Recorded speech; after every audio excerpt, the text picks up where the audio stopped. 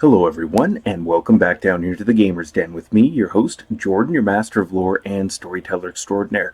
Continuing on with fixing D20 Modern, I am now introducing some of my own homebrew factions. Factions that I've come up with and used in, I was going to say recent D20 Modern games, but that was over a year ago at this point. But even still, I still have some of my notes floating around either on paper or in my head, and I've compiled them all together here to bring you 4 homebrew factions that I invite you all to make use of at your leisure. Now, to begin with, the first faction here is the Gravetenders NC. Headed by Archdeacon Harold McCabe, lawful neutral human, tough hero level 2, smart hero level 2, mage level 10, and archmage level 1. The Gravetenders are a biker gang of wizards, clerics, their apprentices, and bodyguards.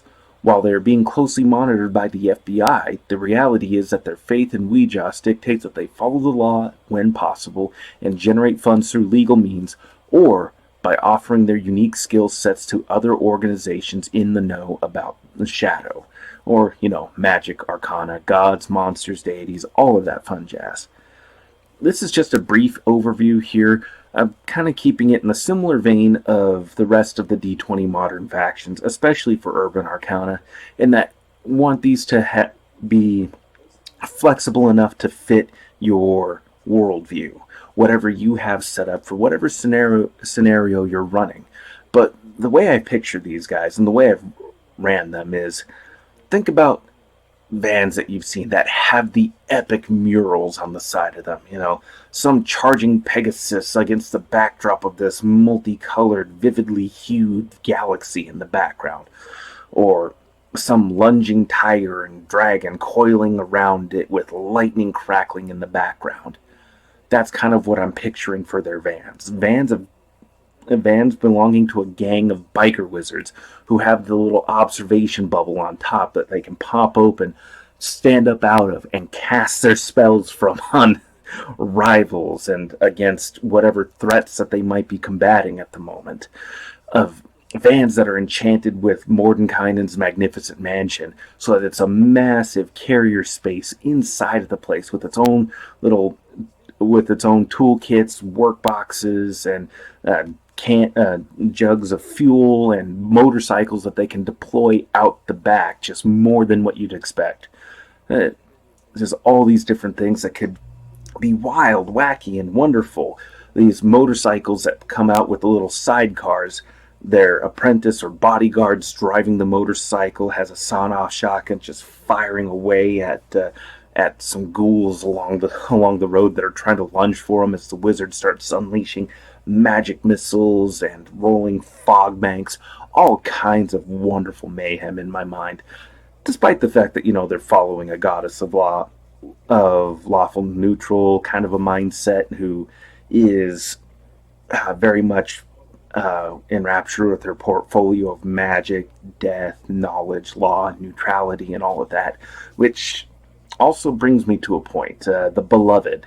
The Beloved are a faction featured in the Urban Arcana book. It's basically a group of posh frat boy, Sigma, Theta, Kappa, whatever.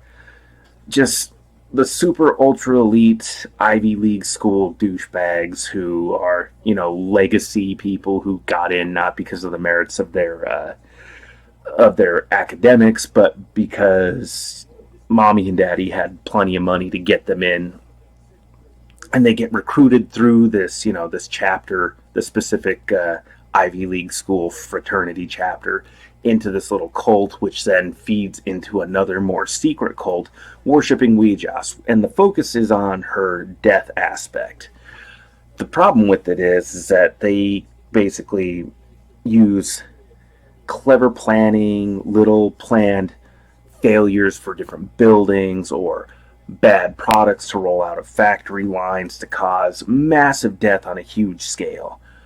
I don't like it because that doesn't really fit with Ouijas. She's not about spreading death so much. She's not about chaos and destruction. She's not evil. She's not cruel. Well, lawful neutral. She might be dispassionate, but she's not needlessly, wantonly cruel, inflicting pain and death on everybody. There's an order to things. There's a procedure. There's basically everything that the Beloved are not. And I don't like their faction, but I've repurposed them as something to where they are more like a group that has basically corrupted what they've learned about Ouijas, either through founding members who are twisting them to their own ends, or, well, really whatever situation you feel fits most appropriately. But they are not, in my mind, they're not real adherents and acolytes of Ouijas. They're fakes, they're counterfeits, but that seems rather fitting to me, and these guys I present as more or less the real deal. That's why they have wizards and clerics. They are devout in their worship. That's why they try to adhere to the law as much as they can, while still straddling that line between the mundane world and the shadow world all about us.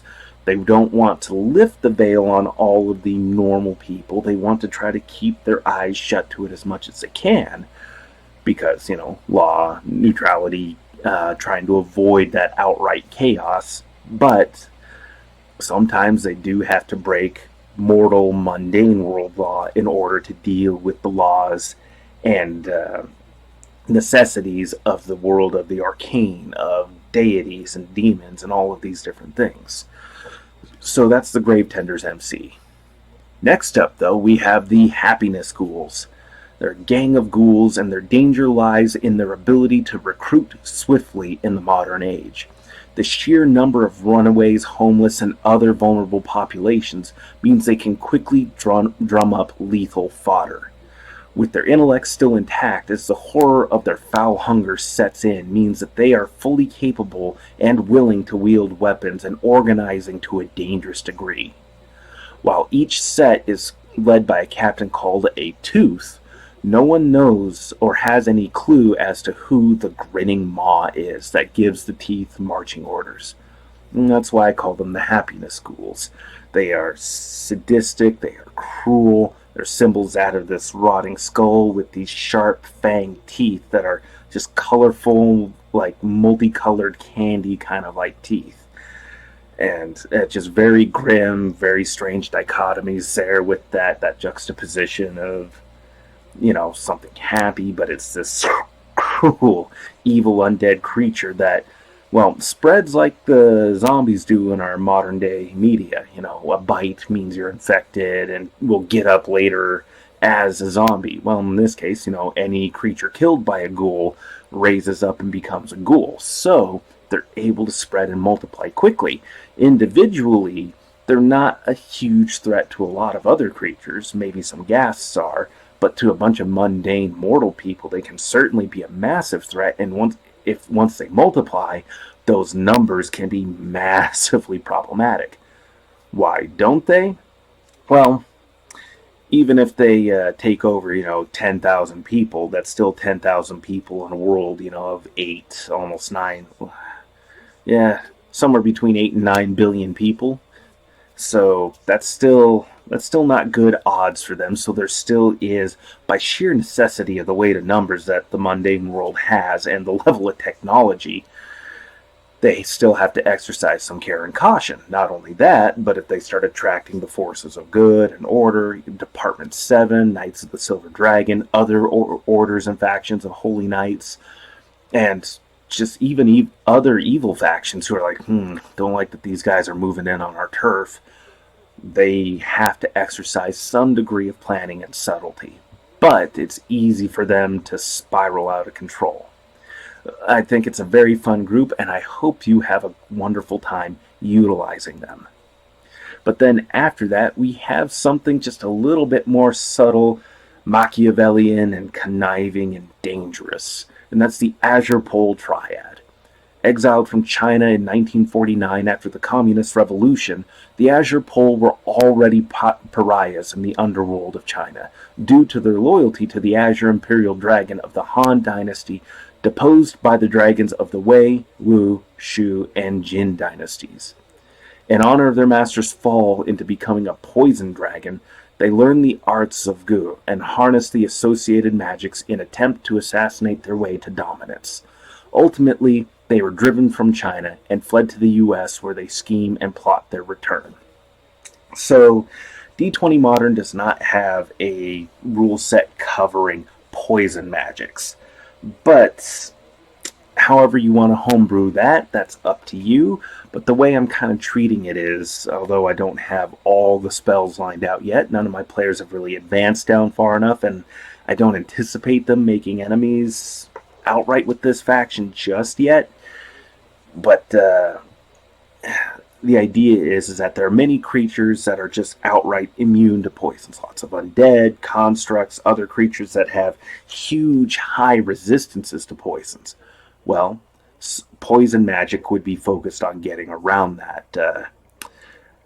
Think of like Yanagi the Poisoner from the Baki manga and the Netflix adaptation of all of that.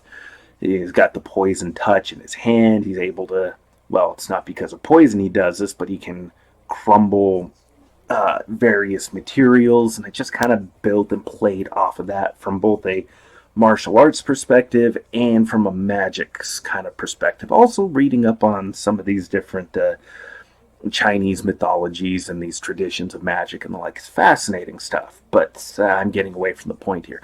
Point is, they're able to poison and corrupt and crumble things that are normally immune to poison. They can eventually affect constructs. They can affect undead. They understand and learn how to invoke these magics to create these poisons that are able to cause total harm and lethality and death to these various creatures that are otherwise immune. I think it's a lot of fun, very dangerous, and something that I really hope you'll enjoy using and employing in your own game world, however you want to write it up and customize it. But then after that, we go to a different continent. We go to the Spears of Ogun. Followers of the Yoruba god of weapons, these warriors now traverse the world to do battle with the Abiku, or demons, and all manner of other evil beings seeking to undo the works of Olorun. Worship is conducted through iron, where Ogun's spirit is said to reside. Oftentimes, all a warrior need do is care for their equipment and utter a quick prayer to keep Ogun pleased and watching over them. The Yoruba people are mostly out of Western Africa, and it's a fascinating mythology. It's really interesting. Olorun is basically the chief patron deity over that particular pantheon of that region, well, of the Yoruba people. And if I remember right, Ogun is an Orisha. I may be mispronouncing some of these names, which I apologize for. If I am, I'm not trying to butcher them on purpose. It's just nothing I'm familiar with, or as familiar with. It's been fascinating reading up on it. But this feels like a good group for being, neutral good to lawful good. A group of holy warriors. Essentially, think paladins, just, modeled after the West African people, Yoruba people. And they help to secure the world and keep these various creatures from undoing the works of Olorun. It makes sense to me overall, and I think this is a good group. It adds in something different to these games, where, these games very much have a US-centric kind of focal point, a Western European focal point, and also drawing off of the Japanese cultures quite a bit. Not that those are a bad thing. Those are certainly fascinating, interesting, and wonderful cultures to look at, but there's more out there. And, it's good for diversity's sake. It's good for just having something new and interesting to introduce to your players. And look at all these different and wonderful factions and cultures and peoples out there with all these interesting mythologies. And you can start putting together some new and interesting things, a lot of fun things, as well as, just broaden your own understanding of the world and your own knowledge and all of that. I mean, I find that fun at any rate. I love reading about different cultures, histories, mythologies, all of these things. And languages are fun too. But maybe not all of you are as interested in that sappy part of things as I am, but still, I feel that these factions are fun and interesting. They draw from different real world cultures. I think that's important. I think citing my sources on that is important as well too, hence why I've gone into some of this. But again, my own personal thoughts and beliefs there. I apologize. I hope I've not turned any of you off from this, but then again, if I have, well, I mean, c'est la vie. But these are 4 homebrew factions I put together here. I'm going to stop wandering down this rabbit hole, and we are going to wrap it up here. If you enjoyed today's video, go on down there to the comments section, hit the like button, let me know what you thought. What are some other cultures, factions, and ideas or organizations that you've come up with? Go down, share. Let's bring all of this out to the rest of the wider world and let our friends and fellow gamers have more to draw from. Or hell, if you didn't like this video, hit dislike still. Go on down there and let me know down below. Certainly, I'll be more than happy to engage with all of you. And if you're looking for more content, well, good news, there's going to be a couple more popping up over here. Up top, the almighty seeing eye above of almighty incredible Google has decided you will enjoy this video up here. The other one is something that I've just pulled from the oven and is fresh and ready to go for all of you, and I think you'll enjoy that as well. But hell, if this hasn't been your first stop here at the Gamers Den, then go on down there, hit the subscribe button, and become a regular member. Get notified the next time I upload more content here to the Gamers Den. But, with that said, I've been your host, Jordan, your Master of Lore and Storyteller Extraordinaire. Thank you all so very much for your time, and you all have yourselves a good night.